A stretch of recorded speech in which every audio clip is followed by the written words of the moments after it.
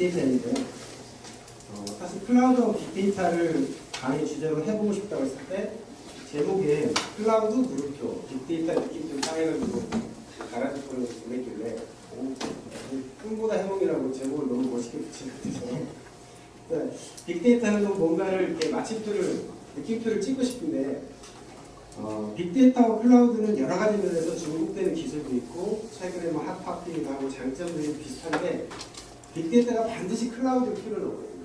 제가 아까 얘기했지만 보통 아직은 그래도 오프라인성으로 많이 빅데이터가 보급되고 있고요.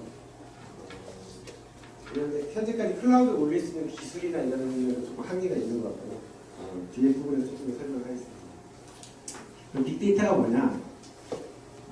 일단 빅데이터에 가치가 없다면 왜 분석을 할까? 데이터가 많이 쌓였는데 많이 쌓인 데이터가 별 가치가 없다고 한다면 아무도 분석하지 않을 겁니다. 근데 가치가 있다고 하니까 분석을 하는 거고요. 그럼 과거에는 왜 이게 이슈가 안 되냐? 과거에도 분석을 해보고 싶었는데 뭐 예를 들어서 오늘 시점으로 어떤 의미 있는 데이터를 분석하려면 한 달 걸린다. 그러면 사실 한 달 뒤에 그 데이터의 가치는 무의미해지는 거예요. 그래서 그동안은 그거를 처리할 수 있는 기술이 구체적으로 앞서 말씀드린 분산 병렬 처리할 수 있는 기술이 충분히 성숙되지 않았기 때문에 이 당시에는 어려웠던 것 같아요. DW나 BI가 해서 데이터를 분석해서 가치를 뽑아내는 시도들이 많이 있었고요.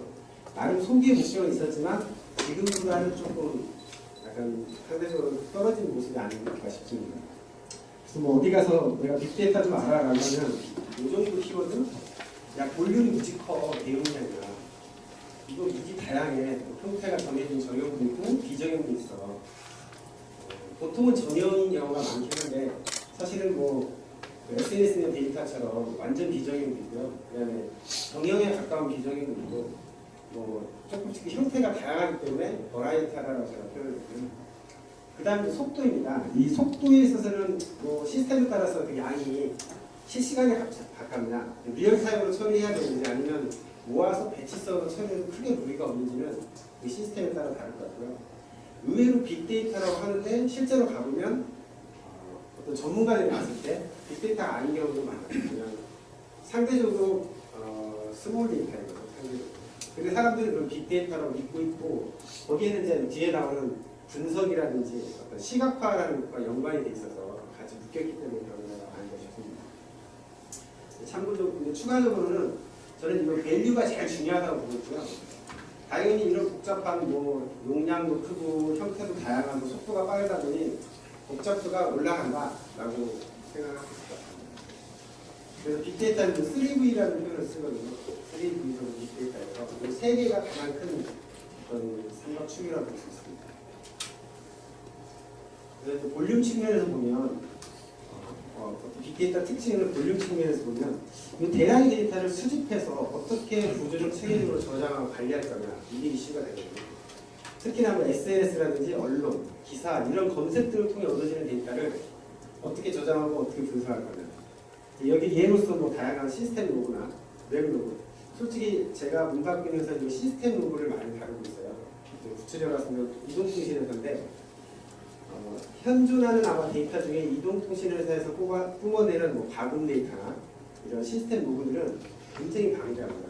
뭐 예를 들면 한 가입자가 2천만 명을 가정했을 때 그 2천만 명이 동시에 뽑아내는 데이터들이 상당한 양이거든요. 그걸 통해서 의미 있는 데이터들을 실시간으로 뽑아내려고 하는데 제가 전액하는 회사의 목적이고요. 나름 소기의 목적을 달성하고 있습니다.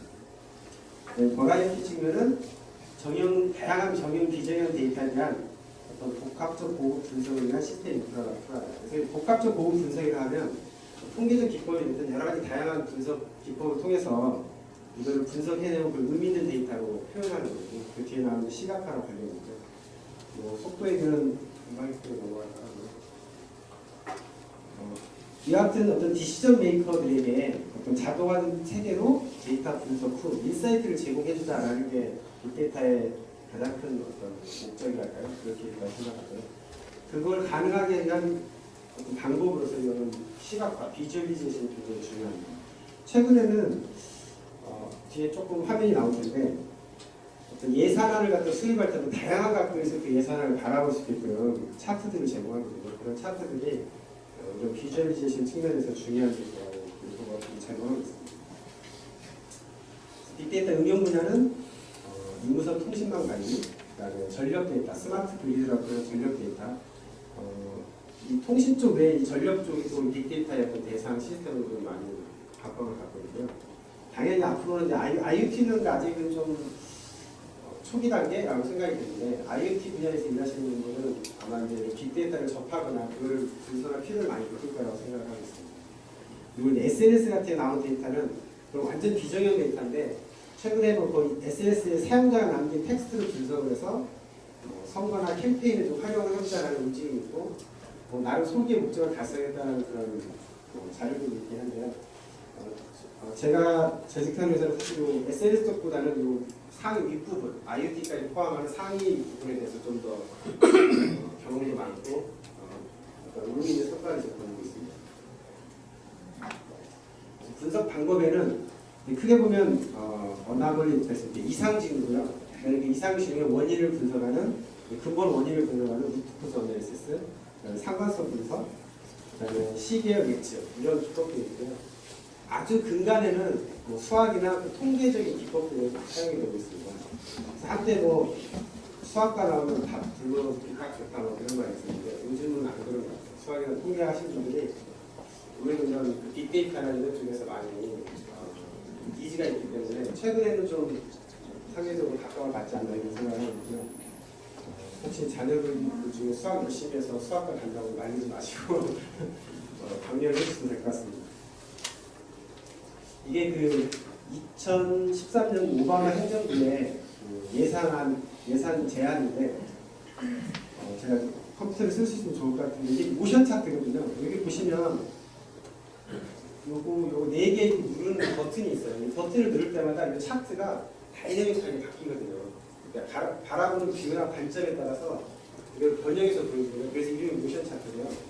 이게 이제 최근에 단순한 그 차트보다는 복합 차트라고 표현을 하는데 차트를 그냥 1차원적으로 평면적으로 보여주지 않고 다양한 각도로 사용자가 분석하고 싶어하는 어떤 시나리오에 맞춰서 이걸 변화시켜가면서 볼 수 있게 한다는 측면으로 복합 차트라는 말을 많이 쓰고요. 그 중에 대표적인 게가 이 모션 차트입니다. 시간 되시면 저거 한번 키워드로 이거 키워드로 구글 같은 데 쳐보시면 이게 나오거든요. 그럼 실제로 움직이는 모습을 볼 수 있어요. 이런 거에 따라서 예산안을 필수 항목이냐 선택 항목이냐 부서별로도 볼 수 있고요. 그다음에 당연히 요 원의 크기가 규모입니다. 그 해당 예산안의 규모가 얼마나 여기를 클릭을 하면 상세 조건을 뜰까요? 그래서 이게 금액이 얼마고 구체적인 조건을 추가로 바꿉니다.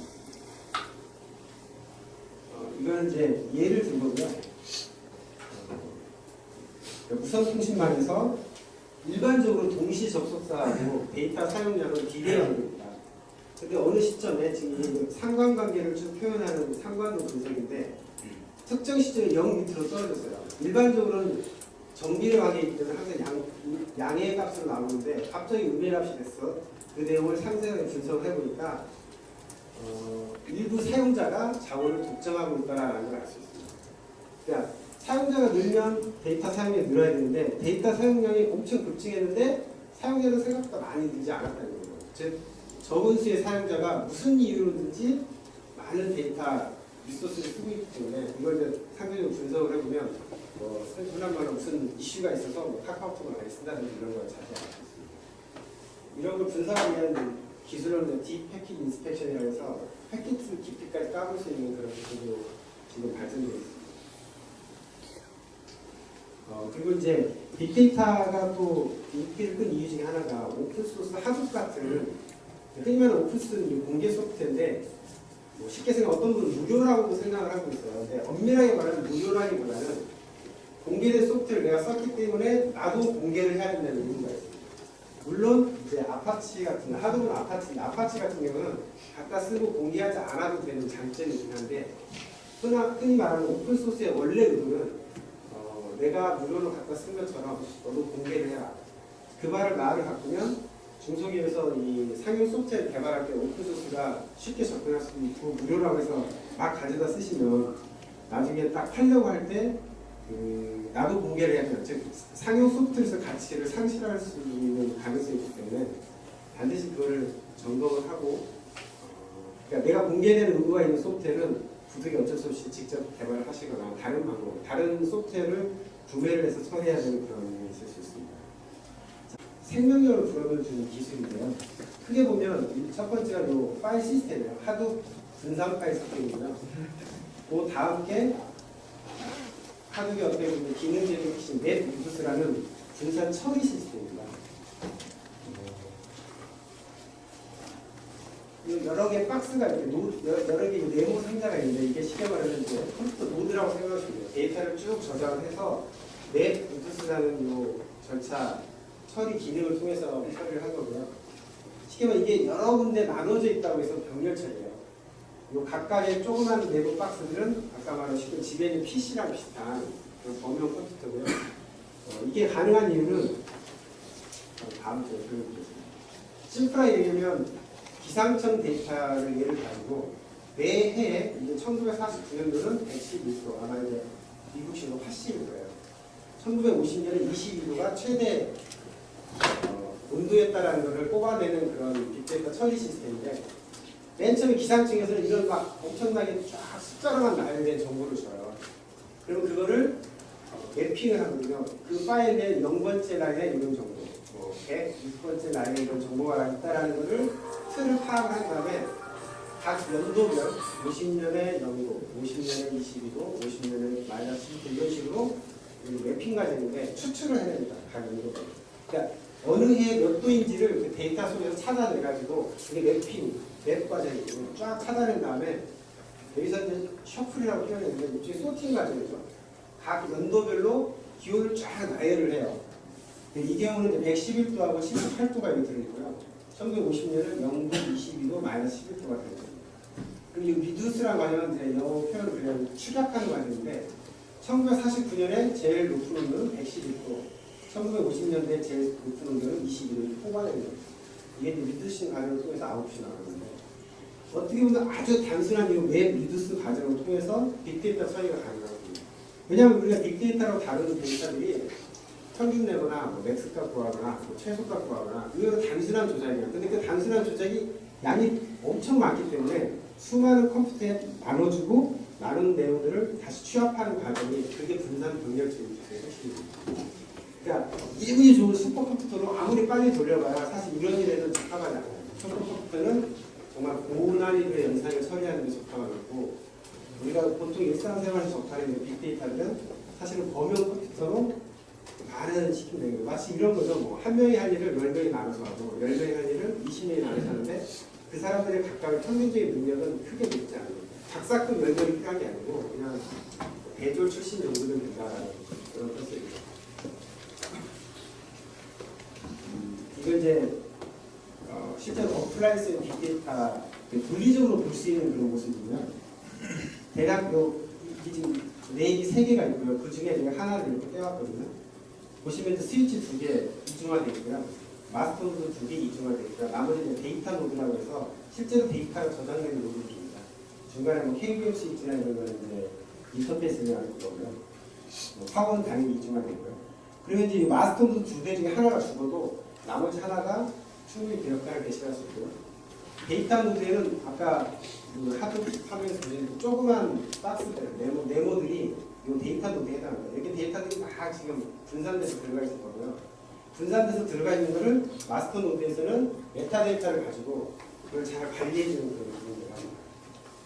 그래서 나중에 이렇게 렉을 우리가 처음에 요 하나만 딱 구매를 해서 빅데이터를 처리했는데 처리할 데이터 양이 많으면 렉 하나를 추가하고 또 하나를 추가하고 이렇게 해서 계속 추가할 수 있고요.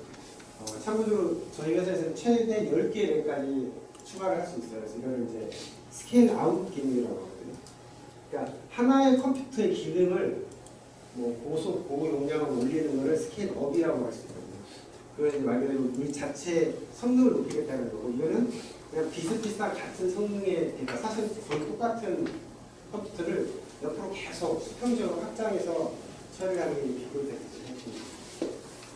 특히 실시간성, 저희의 실시간성은 굉장히 강해요. 그런 인메모리라든지 메모리 내에서 연산을 처리한다든지 그런 기능들을 많이 강화를 해서 일반적인 분산 기업이나 빅데이터는 사실 꼭 실시간이진 않아요. 특히 하드비 대표적인데 하드비는 배치 처리를 하거든요. 그래서 실시간이 보장이 되지 않습니다.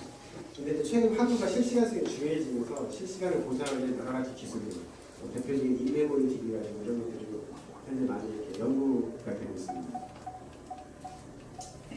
그래서 클라우드형 빅데이터 서비스가 곧 나올 거고요. 저희 회사도 준비하고 있고 아마 이런 많은 클라우드형 서비스들이 빅데이터를 포함해서 계속 도입될, 소개될 예정으로 생각하고 있습니다. 저는 용어를 정리해봤고요. 혹시 이 자료가 백보될까봐 질문 있으시면 질문해 주시고요. 제가 너무 급하게 해서 또 제대로 이해를 하시는 분들이고 그리고 일단 이걸 마치겠습니다. 감사합니다.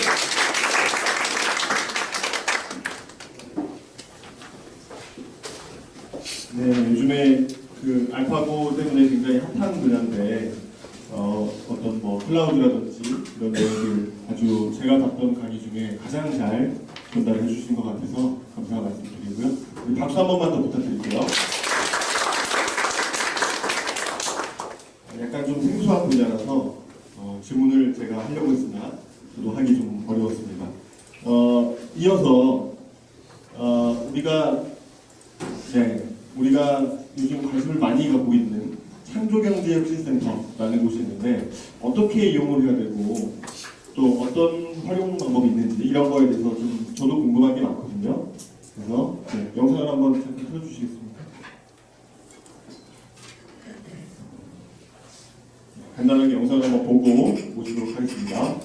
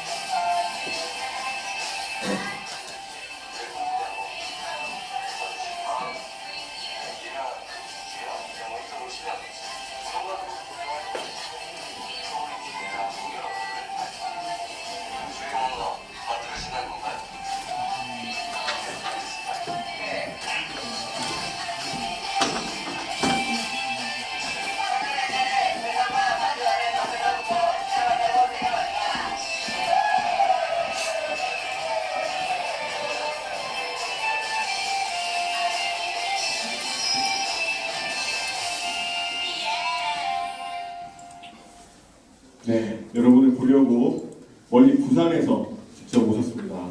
스타트업 창조경제센터를 활용하라를 해주실 부산 창조경제혁신센터 전문 위원이신 이창호님 모시겠습니다. 큰 박수 한번 부탁드립니다.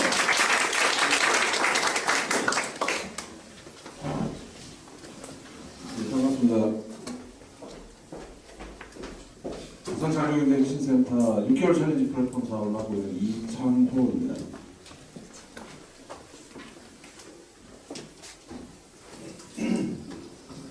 앞서 보셨던 영상은 작년에 저희 그 대본기획하고 경성대학교 영문학부하고 공동으로 제작한 화면인데요.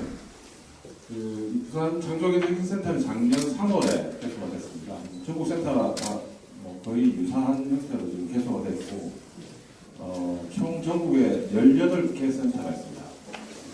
정부에서 맡은 센터가 17개 센터고, 한 개 센터는 포항센터입니다. 포항센터는 포항제철에서 자발적으로 만든 센터이기 때문에 공식적인 센터는 아니지만 센터 기능을 같이 하고 있습니다.